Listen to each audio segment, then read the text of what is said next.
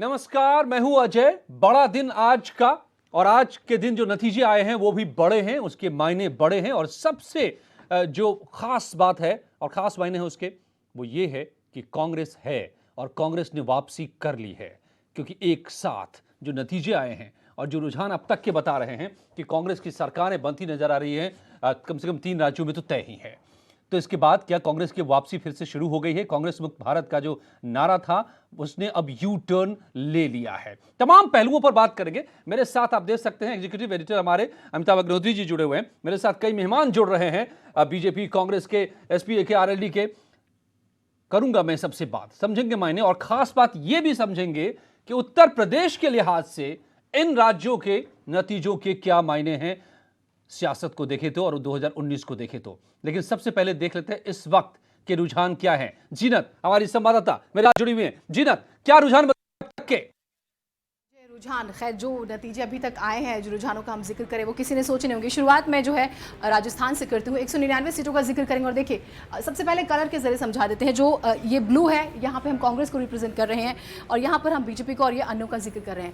यहाँ से अगर हम शुरुआत करते हैं, 71 पर बीजेपी, 165 पर थी, सोच कर देखिए। और यहाँ पर जो है कांग्रेस की बात करें, 102, सोचा नहीं होगा कांग्रेस ने। और 25 पर जो है अगर हम अन्यों का जिक्र करें, यानी कि बहुत इंटरेस्टिंग ये है कि मेरा बूथ मेरा गौरव, सचिन पायलट की जो एक टैग लाइन थी, और मोदी तुझसे बैर नहीं, वसुंधरा तेरी खैर नहीं, तो वो इसमें जो है साफ तौर पर दिखाया है वहाँ के वोटर्स ने। और ये कहना कि ठीक है मिजाज बदलता रहता है, उससे ज़्यादा महत्वपूर्ण ये है कि प्रधानमंत्री मोदी ने जिस तरीके से तमाम रैलियाँ की, उतनी बुरी हार नहीं हुई जितना सोचा गया था।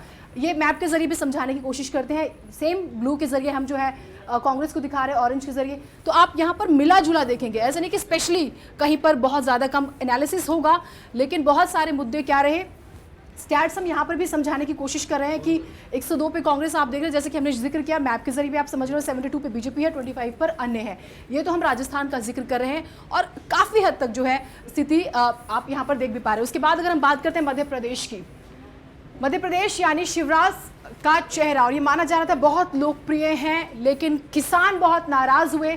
और राहुल गांधी ने के अनाउंसमेंट की जब हम बात करते हैं कि 2 लाख तक का लोन माफ कर देंगे, सब कुछ बदल गया मध्य प्रदेश में। जबकि आर्थिक, अगर आप कृषि के लिहाज से सर्वे देखेंगे तो मध्य प्रदेश एक ऐसा राज्य है जहां पर किसानों की स्थिति ठीक है, लेकिन वो काम नहीं आई। आप संबल योजना लाई या भावांतर योजना, कोई फायदा नहीं हुआ। स्टैट जो है हम आपको यहाँ पर भी दिखाते। देखिए लगातार जो इन्फॉर्मेशन और टेली अपडेट हो रही है, कितना 117 यानी 116 चाहिए था बहुमत का, फिलहाल रुझान 58, बिल्कुल नहीं सोचा होगा। और डिफरेंस जो है मैं एक समझा दूं, लास्ट इलेक्शन में 2013 में 8.4 जो वोट प्रतिशत है कांग्रेस और बीजेपी के बीच का, तो कांग्रेस को सिर्फ वो 4.2% चाहिए थी।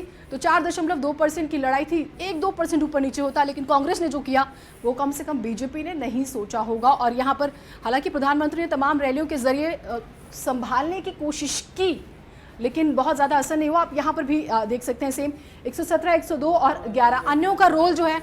अगर ये ही नतीजे होते हैं तो बहुत ज़्यादा नहीं है, खरीद फरोख्त और बातचीत चल रही है कि मीटिंग शुरू हो गई है, ऐसा जो है कम से कम इस नतीजों के बाद नहीं हुआ। और यहाँ पर भी आप देखें, और इन्फॉर्मेशन ये आ रही है नतीजों में, अगर हम बात करें, ये कहा जाता है कि जाति, वर्ग और जाति जो है बहुत इंपॉर्टेंट है, लेकिन इस बार के इलेक्शन में सेक्टर बहुत इंपॉर्टेंट है।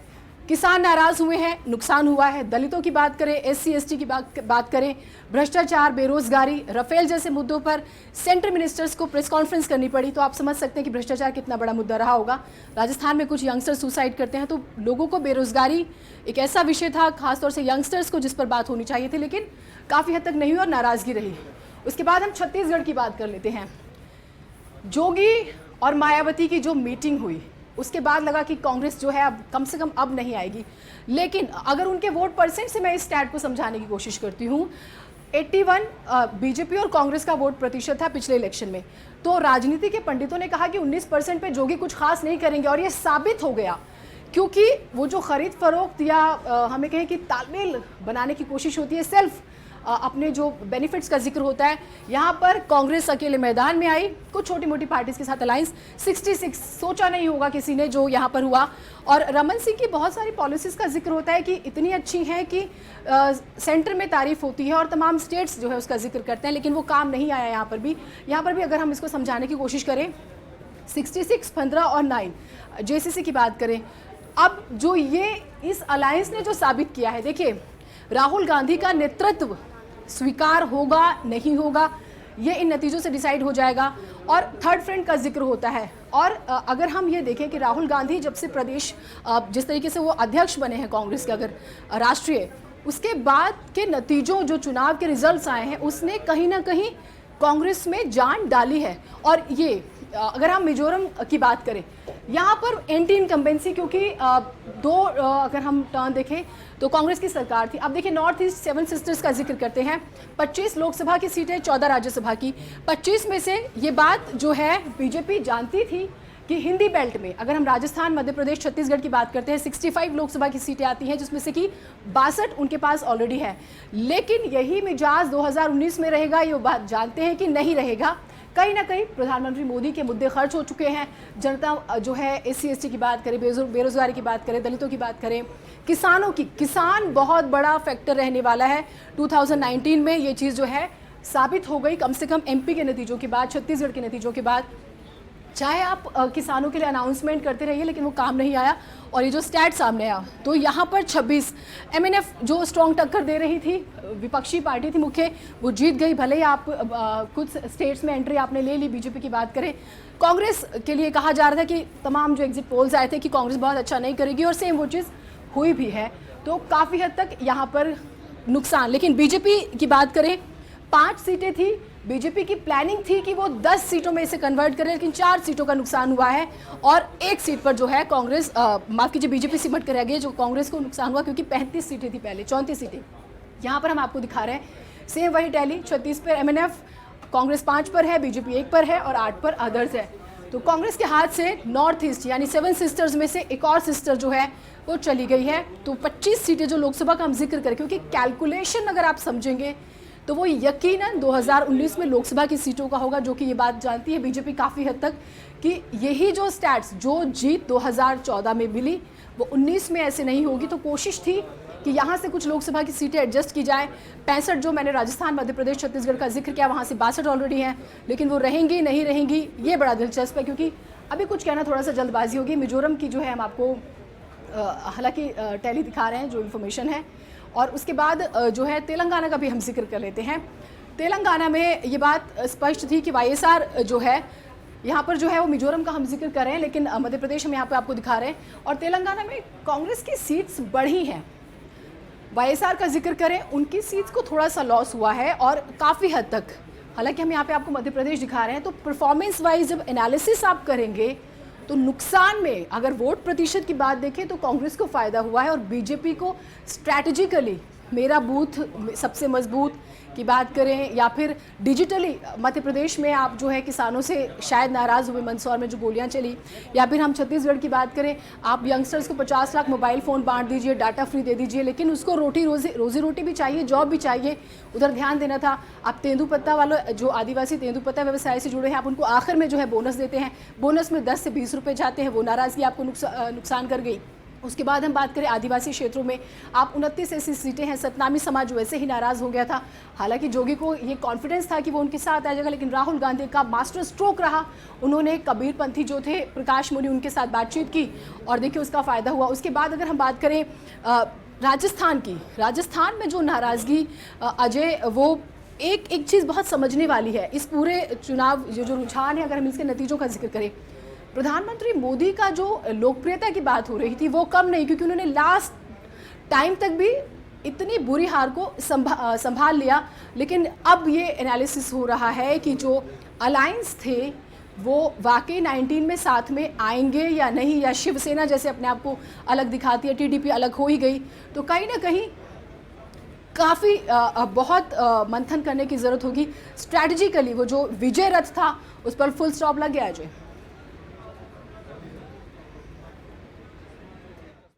इसको समझना। धन्यवाद जीनत आपका इस पूरी जानकारी के लिए। और इसी के लिए बैठे हुए हमारे साथ अमिताभ जी और तमाम दलों के नेता भी बैठे हुए हैं, उनसे भी हम समझेंगे। पवन गौड़ का रुख कर लेते हैं, दिल्ली बीजेपी दफ्तर से मेरे साथ जुड़े हैं। पवन, तो बीजेपी के दफ्तर की तस्वीर इस वक्त की क्या है? झटका तो बड़ा है। देखिए जी, आपको बताना चाहूंगा कि सुबह से कोई भी बड़ा नेता दफ्तर में मौजूद नहीं था। हालांकि आज संसद का जो शीतकालीन सत्र है उसका पहला दिन था, तो ज़्यादातर जो नेता है वो सुबह संसद भवन में गए, वहां अनंत कुमार जी को श्रद्धांजलि दी गई, उसके बाद सत्र को स्थगित कर दिया गया। लेकिन उसके बाद कोई भी मंत्री आज बीजेपी दफ्तर में नहीं आया। अगर बात करें यहाँ प्रवक्ता की या और पार्टी कार्यकर्ताओं की, तो सिर्फ एक दो जनरल सेक्रेटरीज यहाँ दोपहर के वक्त में मौजूद थे, जब बीजेपी मध्य प्रदेश में थोड़ा फाइट कर रही थी और राजस्थान में भी थोड़ा कांग्रेस जो जादुई आंकड़े है उससे नीचे थी। तो उस समय कुछ नेता जरूर यहाँ हलचल करते हुए दिखे, लेकिन जैसे ही उनके जो रुझान है वो बदलने लगे, उसके बाद पूरे की बीजेपी क्या महासचिवों की बात करें, क्या बड़े नेताओं की बात करें, इवन जो पैनलिस्ट भी हैं बीजेपी के, वो भी धीरे धीरे सब यहाँ से चले गए। तो हालांकि तो मतलब बीजेपी कि को इसका सन्नाटा एक तरह अंदेशा से है पहले से बीजेपी था, के दफ्तर इसलिए में। क्या कोई आधिकारिक तौर पर कब बयान आएगा, खास करके जो टॉप लीडरशिप है बीजेपी की, कुछ बताया जा रहा है क्या, कब अध्यक्ष सामने आएंगे?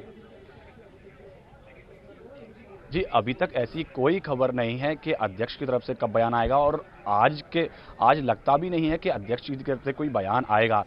जो स्टेट लीडरशिप है वही बाहर निकल के बयान देगी और जो हार की जो जिम्मेदारी है उसको अपने ऊपर लेगी।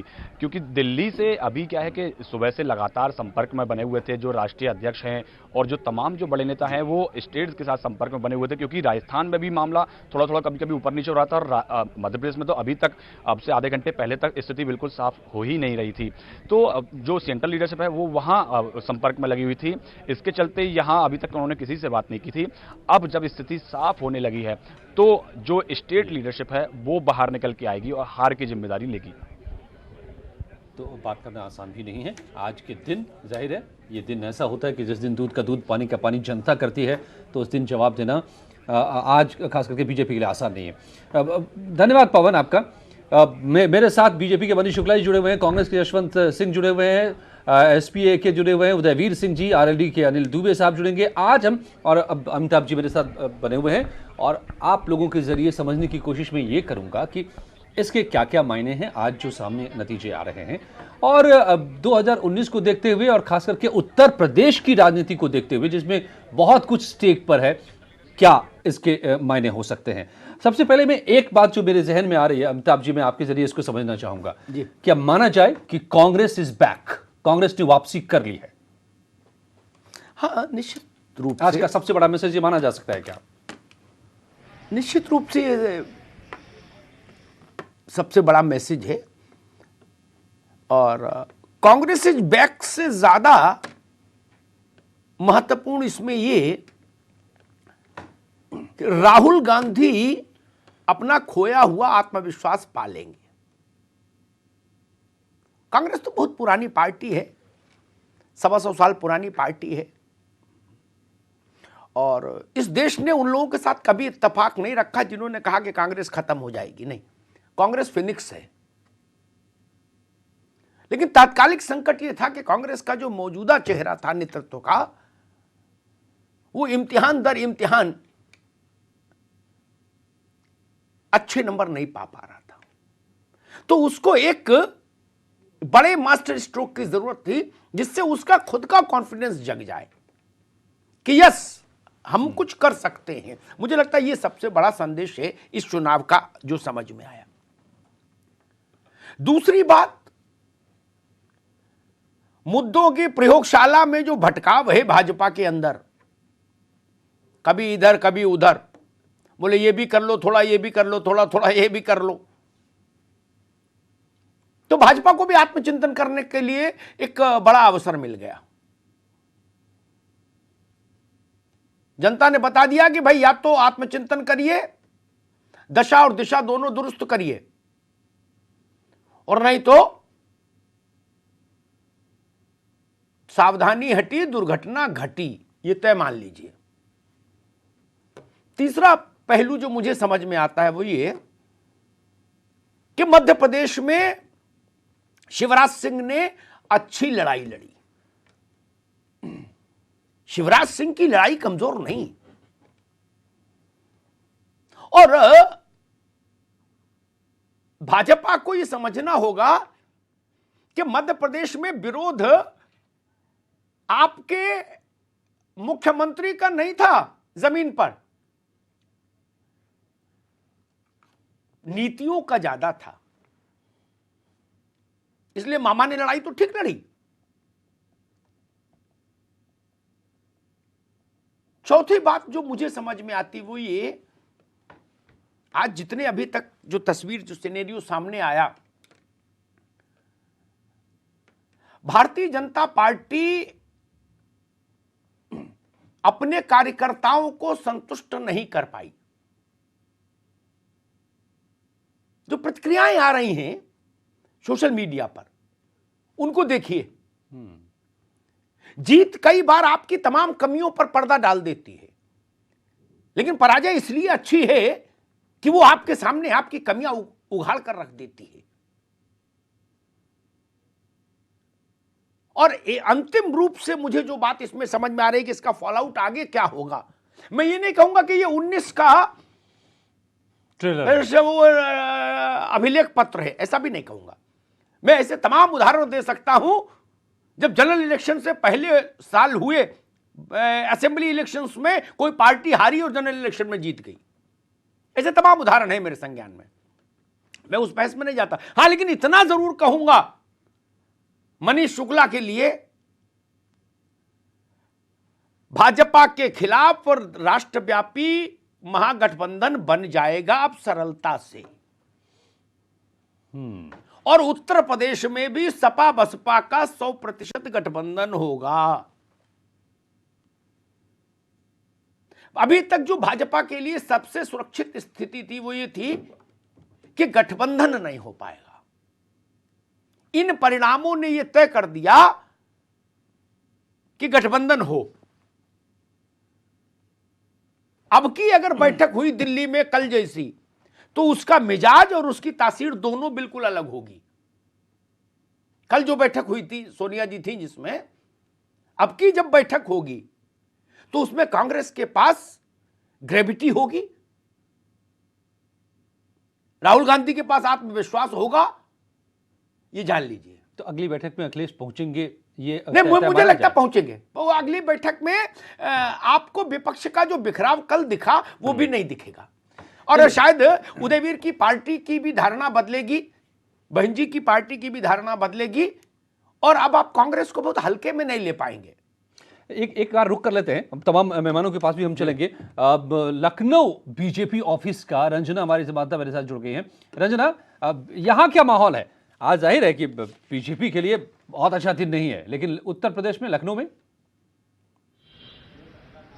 देखिए, उत्तर प्रदेश की जो भाजपा है उसने पूरी कोशिश की है कि हम रूटीन काम अपना निपटा रहे हैं, क्योंकि रायबरेली आना है 16 दिसंबर को, और उसके लिए पार्टी कार्यालय पे एक बैठक भी हुई है उनकी तैयारियों को लेकर के। तो प्रयाग में भी रहेंगे, वो प्रयाग रहेंगे और रायबरेली जाएंगे। रायबरेली क्योंकि सोनिया गांधी का संसदीय क्षेत्र है और कांग्रेस का एक तरह से हम गढ़ कह सकते हैं रायबरेली और अमेठी को, और वहां प्रधानमंत्री का जाना, ये जो इसके पहले कार्यक्रम पहले तय हो गए थे, लेकिन आज के बाद से अब देखने वाला होगा कि उस दिन रायबरेली में किस तरह का प्रधानमंत्री का संदेश होता है।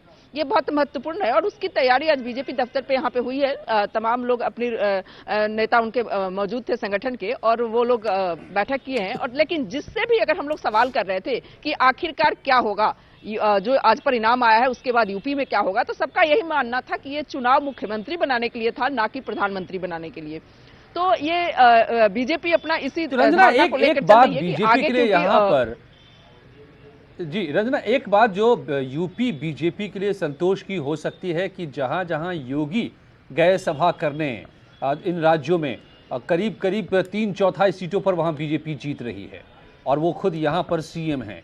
तो क्या यूपी बीजेपी के लिए ये राहत की बात कि शायद वो असर यहां नहीं हो जो दिखाई पड़ा है और राज्यों में? क्या इस पर कुछ कोई बोलते नजर आए क्या? देखिए, यूपी बीजेपी की जहां तक बात है कि सीएम जहां जहां रैली की है वहां वहां बढ़त मिली, लेकिन वो हिंदुत्व की एजेंडे पे यहाँ के लोग, अगर हम बात करें अब थोड़ा सा सिनेरियो से हटके, कि जो नेता थे वो इस चीज को मान रहे थे और उनका वहां पे हिंदुत्व की जो बीजेपी का एजेंडा है वो साफ साफ दिखा कि सीएम के चलते हिंदुत्व को वहां पे प्रखरता मिली और हिंदुत्व का एजेंडा आगे बढ़ा। यानी कि जो एजेंडा है बीजेपी का, हिंदुत्व, उसको लेकर के कहीं ना कहीं बीजेपी की उम्मीद यूपी में कायम रहेगी। जो अयोध्या का मुद्दा हो हिंदुत्व का एजेंडा भी आगे और ज्यादा आगे बढ़ने वाला है क्या? इसको भी समझना जरूरी है। अब 2019 में कौन कौन से एजेंडे उभरेंगे, लेकिन मैं रोशनी बंधी है। अब एक बार रुक करना होगा दिल्ली का भी।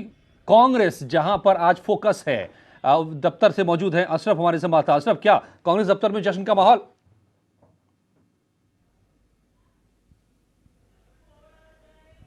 बिल्कुल, आज सुबह से ही यहाँ पे कांग्रेस दफ्तर के अंदर की बात करें या कांग्रेस दफ्तर के बाहर आतिशबाजी हो रही है, पटाखे हैं, ढोल नगाड़े हैं, कार्यकर्ताओं में खुशी है, मिठाइयों का दौर चल रहा है, एक दूसरे को बधाई देने का दौर चल रहा है, जबकि अभी तक रिजल्ट्स आ ही रहे हैं लगातार। लेकिन सुबह से यहाँ पे कांग्रेस के ऑफिस में जश्न खूब जोर से हो रहा है, खूब शोर शराबा, और अभी कुछ देर बाद राहुल गांधी आएंगे, वो प्रेस को संबोधित करेंगे। जी, जाहिर है बड़े दिनों के बाद ये मौका कांग्रेस को मिला है और जश्न मनाया जाएगा और हक भी है इसका उनका।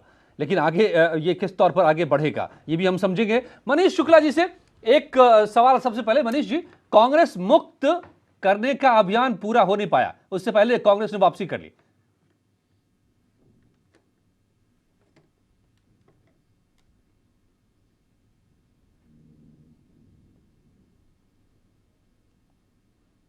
मनीष शुक्ला जी, आप मुझे सुन पा रहे हैं? आपको आवाज मिल रही है? जी जी बिल्कुल। तो अब आज कम तो नहीं सुनाई दे रही है। अब कांग्रेस मुक्त का अभियान पूरा हो नहीं पाया, तो अब उत्तर प्रदेश में अगर कांग्रेस मजबूत होकर लौटी है या कांग्रेस लौटी है और राहुल गांधी मजबूत हुए हैं, कॉन्फिडेंट हुए हैं, जैसा अमिताभ जी कह रहे हैं, तो ये तो आप लोगों के लिए राहें मुश्किल उत्तर प्रदेश में भी हो सकती हैं फिर।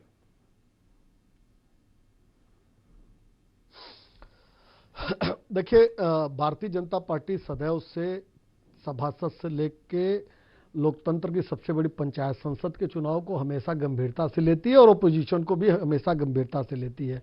और हमारे ऊपर यही आरोप है कि प्रधानमंत्री जी से लेके राष्ट्रीय अध्यक्ष जी से लेके बूथ अध्यक्ष तक जो इतनी मेहनत करता है, अक्सर विरोधी इस बात को कहते हैं, तो हम कभी न किसी को हल्के में लेते हैं। हम चुनाव और युद्ध को चुनाव मानते हैं और उसमें उसी तरह से गंभीरता से चुनाव में जाते हैं।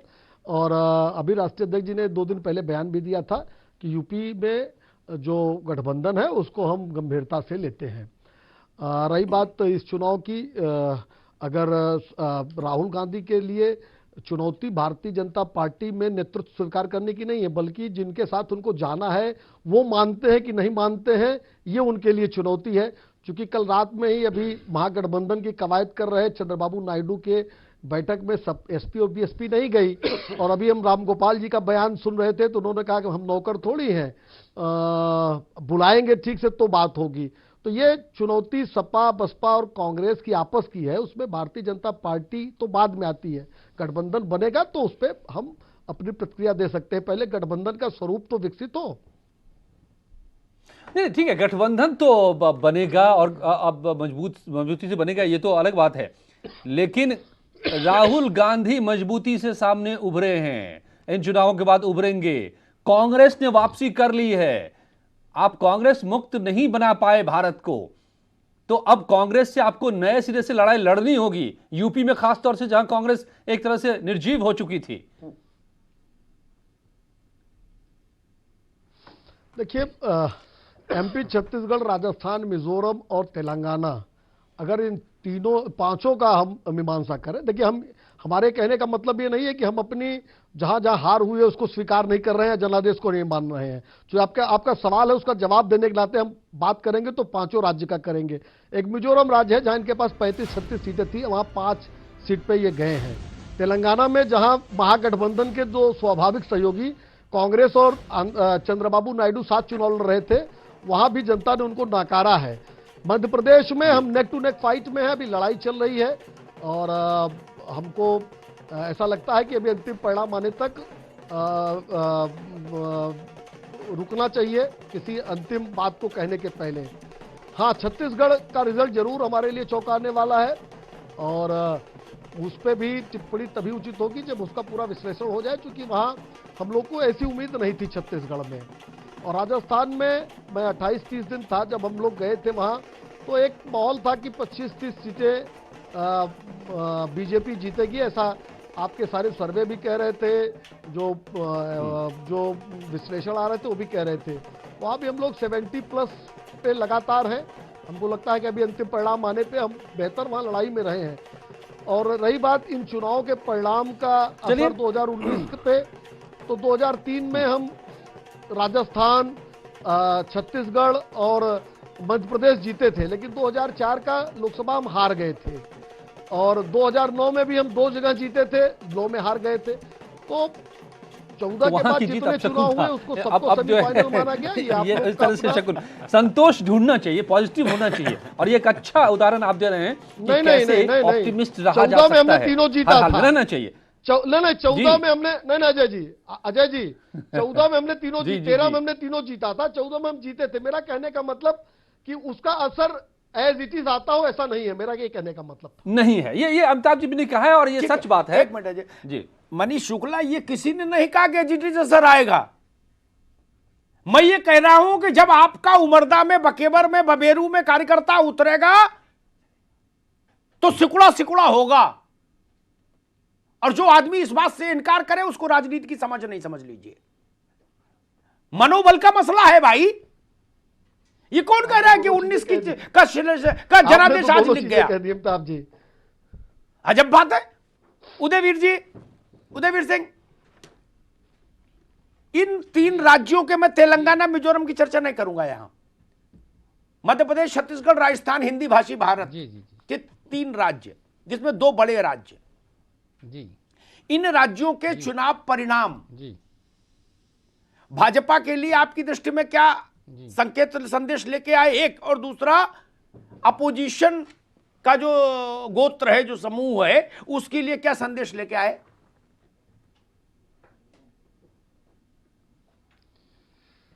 अमिताभ जी, मेरा मानना है कि भाजपा ने जो विषय परिवर्तित करने की राजनीति की, और इस पे एक राज्यसभा के इनके सदस्य संजय करकरे जी का अभी बयान भी आया है। मैंने देखा उनका बयान, संदेश देता है मैंने देखा में कि ये विषय परिवर्तन से अब और ज्यादा काम नहीं चलेगा। आप एक ही विषय को बार बार नाम बदलने की बात, छत्तीसगढ़ में, तेलंगाना में नाम बदलने की बात योगी जी ने बहुत की, अली बजरंग बली की बात राजस्थान में की, छत्तीसगढ़ में मुख्यमंत्री जी से भी ज्यादा रैलियां की। तो सबसे पहले तो हमारा मुख्यमंत्री हमें वापस मिलेगा भारतीय जनता पार्टी से, जिसने प्रदेश में ध्यान नहीं दिया, बहुत सारी दुर्घटनाएं होती रही। दूसरी बात, जो विषय परिवर्तन करके लड़ाई लड़ी जा रही थी, मुझे लगता है कि यह संदेश स्पष्ट है कि अब जनता से जुड़े हुए जो सवाल हैं उनका जवाब देना चाहिए। ऐसा नहीं है कि लास्ट में एक दिन एक व्यक्ति आएगा और जादू फैला के सबको लिपेट लेगा। दूसरा महत्वपूर्ण विषय यह है कि आप इधर अदर्स की टैली देखें, चाहे राजस्थान में, चाहे मध्य प्रदेश में, वोट शेयर देखें, तो जो कांग्रेस की स्थिति है, मुझे लगता है कि अगर उसने अदर्स के साथ समन्वय बना लिया होता तो ये रैली उसी तरह की लैंडस्लाइड विक्ट्रीज में कन्वर्ट हो जाती, टैली जिस तरीके से एक्सपेक्ट कर रहे थे। तो लोगों में गुस्सा था भारतीय जनता पार्टी के प्रति, उनकी नॉन परफॉर्मेंस के प्रति। शिवराज जी के व्यक्तिगत प्रति मुझे नहीं लगा, बाकी लोगों के प्रति लगा। लेकिन उसको जो एक रैलिंग पॉइंट बनाना चाहिए, किसी आंदोलन के मार्फत, किसी नेता के मार्फत, किसी समीकरण के मार्फत, वो भारतीय जनता पार्टी के हिसाब से नहीं लड़ाया, क्योंकि भारतीय जनता पार्टी तो निर्दलीय लड़वा देती है। तो आपको लगता है कि वैसा अब लड़ाई करा देती है, यूपी में हो पाएगा? डी पार्टी खड़ी कर देती है। नहीं, मुझे ये लगता है कि अब एक बड़ा सवाल खड़ा हो गया। उदयवीर, एक मिनट, एक बड़ा सवाल अब खड़ा हो गया। गुजरात से कांग्रेस ने नहीं सीखा जी, मध्य प्रदेश, राजस्थान में नहीं सीखा, ठीक है। अरे अनिल दुबे, जहां बैठे हो वहीं ध्यान दो, जहां बैठे हो वहीं ध्यान दो। आरएलडी, उदयवीर जी, गुजरात से कांग्रेस ने सबक नहीं लिया जी, तो मध्य प्रदेश और राजस्थान में उनको एहसास हुआ जी। जो स्थिति मध्य प्रदेश, गुजरात और राजस्थान में कांग्रेस की है, वही उत्तर प्रदेश में आपकी और बसपा की है। मेन आप ही 2 लोग हो, क्या आप वो गलती नहीं दोहराएंगे उत्तर प्रदेश में जब गठबंधन बनाएंगे? वोट का विभाजन, यही पीड़ा है ना। यही रामगोपाल कह रहे थे, यही रामगोपाल जी कह रहे थे कि राजस्थान, मध्य प्रदेश में सपा बसपा के साथ लेके लड़ती कांग्रेस तो वोट का डिवीजन नहीं होता, तो और बड़ी जीत होती। लेकिन आप लोग तो उत्तर प्रदेश में कांग्रेस को नाव से उतारने की बात कर देते हो कभी कभी। अमिताभ जी, मैं आपको जी। बहुत बड़ा नेता नहीं हूं कि मैं बात खोल के कह पाऊं, लेकिन इशारे से आपको कह दे रहा हूं बात। सवाल यह है कि कौन सा वोट कहां जा रहा है, यह महत्वपूर्ण एनालिसिस होना चाहिए, और इस हिसाब से कांग्रेस को या बाकी दलों को, हमको भी निर्णय लेना है। हमारी लीडरशिप पूरा ध्यान रखे, एक दूसरे के जिन लोगों से गठबंधन है उनको विश्वास में लिए है, और ऐसे राजनीति नहीं होती जैसे मध्य प्रदेश में बात आई कि एक को छोड़ दो दूसरे के साथ हो जाओ। जो लोग पहले ही साथ हैं तो छोड़ने का सवाल नहीं है। हम लोगों ने एक बहुत ही विनेबल, वर्केबल गठबंधन बनाने की प्रक्रिया शुरू की है, उसको और मजबूत करने का काम होगा, तो उसमें समाजवादी पार्टी आगे बढ़ के सहयोग करेगी। और अगर उस गठबंधन की ही गांठें ढीली करने की कोई नौबत आएगी तो मुझे लगता है मेरा दल लोकतंत्र को बचाने की लड़ाई में और इस भारतीय जनता पार्टी के खिलाफ जो एक बड़ा गठबंधन भारतीय जनता पार्टी ने ऑल्टरनेट बना रखा है, उस गठबंधन के विकल्प के रूप में मजबूत गठबंधन पर ज्यादा ध्यान देगा। उसको हराना और लोकतांत्रिक शक्तियों को मजबूत करना ज्यादा महत्वपूर्ण है, बजाय सिंबॉलिक कोई थोड़ा सुर बदला हुआ है। जो कल तक की का सुर था समाजवादी पार्टी का, आज उसमें थोड़ा बदलाव नजर आ रहा है। देखना होगा कि ये बहुत सारी नहीं, मैं ये राय एक प्रवक्ता की समझदारी के हिसाब से दे रहा हूं। नहीं, ठीक बात है। और ये यही इसी आप जो दे रहे हैं उससे जो संकेत उभर रहा है वही आगे बढ़ता नजर आएगा, ये अंदाजा अब है भी। और ये अभी अमिताभ जी ने बात कही थी। यशवंत सिंह जी, समाजवादी पार्टी गठबंधन के खिलाफ, समाजवादी पार्टी गठबंधन के खिलाफ कभी नहीं रही है, लेकिन अपनी शर्तों पर अब शर्तें सबसे आगे बढ़ के राष्ट्रीय अध्यक्ष जी ने हमारे ने इसमें देखना होगा क्या होता है। लेकिन पहले मैं बधाई दे लूं यशवंत सिंह जी को। व्यवहारिक पक्ष की, आपको व्यवहारिक पक्ष देखना पड़ेगा। ठीक बात। यशवंत सिंह जी, बहुत बहुत बधाई आपको। और मैं सबको बता दूं, मेरा नाम अजय है, अजय झा है। पूछ रहे थे अभी अनिल दुबे जी, स्टूडियो से हम बात कर रहे हैं। मेरे साथ हमारे एग्जीक्यूटिव एडिटर अमिताभ अग्निहोत्री जी हैं, और हम दोनों आप लोगों से समझना चाह रहे हैं कि हालात यूपी के क्या होंगे आने वाले दिनों में इन नतीजों के बाद। यशवंत सिंह जी, बधाई। लेकिन ये जीत किसकी है? या बीजेपी की हार है? जी, ये जीत जो है, देखिए, ये बीजेपी की हार भी है और हमारी जीत भी है। राहुल जी के नेतृत्व को स्वीकृति मिली है और मोदी जी का पराभव हो रहा है, उनका आभा मंडल बिखर रहा है, उनकी लालिमा घट रही है और उनकी कालिमा और कलई खुल रही है, इसकी भी ये स्वीकृति है। और भारतीय जनमानस ने और जिन प्रदेशों की जनता ने इनकी भारतीय राजनीति में जो इन्होंने अपसंस्कृति पैदा की है और भारतीय जनमानस को जिस तरीके से धर्म और जाति के आधार पर उबालने का प्रयास किया है, इस राजनीति को भी जनता ने अस्वीकृति दी है। और ये जो चीज आपको दिखाई दे रही है, ये वेव जो है राहुल वेव में कन्वर्ट होकर के 2019 के चुनाव में आपको दिखाई देगी। और बीजेपी जिन चीजों को आज की तारीख में बेचती है, रुको भाई, यशवंत भारत में उसका आप कोई खरीदार नहीं है। तो नतीजे नहीं आ रहे। एक मिनट यशवंत जी, इतना तेज तो नतीजे नहीं आ रहे ईवीएम से जितना तेज आप बोले जा रहे हो। ये बात थोड़ी ज्यादा हो गई। मैं देखिए, एक मिनट रुक जाओ, मैं प्रमाण दे दूंगा। नतीजे रुको भाई यशवंत जी, एक मिनट रुको ना मालिक, हमको पता आप जीते हो। एक बात समझ लीजिए, लैंडस्लाइड विक्ट्री नहीं है जी। मैं बीच में खड़े होकर बोलता हूं, ना इधर झुकता हूं ना उधर झुकता हूं, ना मेरा इनसे कोई लेना देना ना उनसे कोई लेना। अब मेरी बात समझ लो पहले। राजस्थान में लैंडस्लाइड विक्ट्री नहीं है, मध्य प्रदेश में राम राम कह के पहुंच रहे हो, तो इसको वेव नहीं बताओ अभी। ये कहो थोड़ा रोशनदान खुला, हवा आई, अच्छा लगा, यहां तक तो बात समझ आएगी जनता के।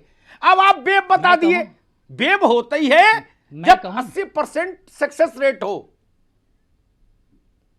भाई अभी 1 घंटे पहले तक तो आपकी सांस अटकी थी ना मध्य प्रदेश में, नहीं अटकी थी? तो वेव आप कैसे बता दिए कि वेव आ गई? मैं बता रहा हूं, इतना तेज नहीं चलो भाई। मुझे अवसर दे, मैं बता रहा हूं, तो वेव नजर आ रहा है इनके लिए। जो हालात अभी तक बने थे कांग्रेस के लिए, उसमें ये वेव नजर आ रहा है उनको। लेकिन ये बमुश्किल ऑक्सीजन मिला है। अरे भाजपा भारतीय राजनीति में दुर्घटना ही है। अब इससे बड़ी दुर्घटना क्या होगी इस लोकतंत्र के लिए? मनीष शुक्ला जी, मैं इस ये बात का कह रहा जवाब हूं, दें। मैंने इस बात का वेब जवाब मैं ग्राउंड्स नहीं पे दूंगा, बोला इसको। हम लोग नहीं देंगे। नहीं, मुझे प्लीज मुझे अवसर दे दीजिए अग्निहोत्री जी, आपने प्रश्न किया था। चलिए रायपुर देख लें, मैं कुछ वे रायपुर में बिल्कुल हमारे बोला। संवाददाता क्या कह रहे हैं, जरा सुन हाँ, ले, फिर आगे इसका आपके पास रिएक्शन आते और आनंद जी का पक्ष भी लें। आप बने रहिए, सत्ता आप लोगों के विरोधी- पास अभी काफी वक्त है, बहुत सारी बातों को हम समझेंगे। राघवेंद्र हमारे